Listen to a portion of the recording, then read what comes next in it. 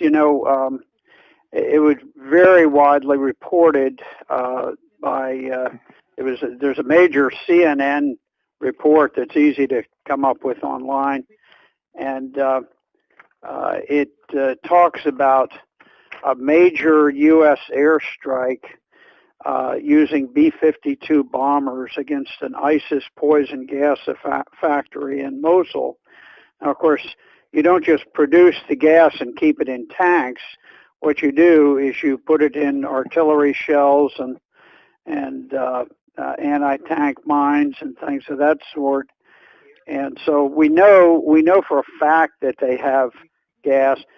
Back in 2013, the Defense Intelligence Agency, just before the Damascus gas attack, reported that Al Qaeda had a major sarin gas capability, and so it goes way back. And the problem is that we have a CIA and a State Department that are they have objectives in mind, and they just put out whatever propaganda they can, and it's a huge amount because they've got an unlimited budget, and it's just ordinary citizens who are able to use social media and that sort of thing to try to get the truth out.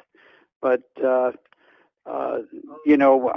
yesterday the White House felt compelled to come out and address my comments, and they put Sebastian Gorka on, and he just sort of went all around. He never did get to the basic issue of what would be the motive for Syria to use poison gas, knowing they'd enrage the world.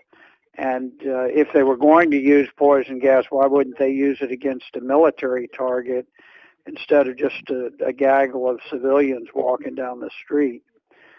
So, I'm not at all surprised that you've got clear evidence of them doing this. There's been lots of evidence of it, and I think our reaction guarantees that there will be another sarin gas release, and it'll be blamed again on Syria. There's nothing Syria can do because the media they've got their stories already printed, pinning it on Syria, and the terrorists are just gleeful about this. It's like they can make us do whatever they want. And the only reason they can is because the media is complicit in it. And this is General Wesley Clark describing a Pentagon plan to invade 7 countries in 5 years.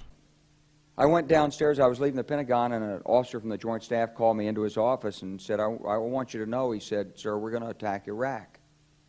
And I said, why? He said, we don't know. He said, I said, well, did they tie Saddam to 9/11? He said, no. He said, but I guess they don't know what to do about terrorism, and so they think, but they can attack states, and they want to look strong, and so I guess they think if they take down a state, it will intimidate the terrorists. And it's like that old saying, he said, if the only tool you have is a hammer, then every problem has to be a nail. Well, I walked out of there pretty upset, and then we attacked Afghanistan. I was pretty happy about that. We should have. And then I came back to the Pentagon about 6 weeks later. I saw the same officer. I said, why haven't we attacked Iraq? We still going to attack Iraq? He said, oh, sir, he says, it's worse than that. He said, he pulled up a piece of paper off his desk. He said, I just got this memo from the Secretary of Defense's office that says we're going to attack and destroy the governments in 7 countries in 5 years. We're going to start with Iraq, and then we're going to move to Syria, Lebanon, Libya, Somalia, Sudan, and Iran. I said, 7 countries in 5 years. I said, is that a classified memo? He said, yes, sir. I said, well, don't show it to me. He was about to show it to me. He said, because I want to talk about it.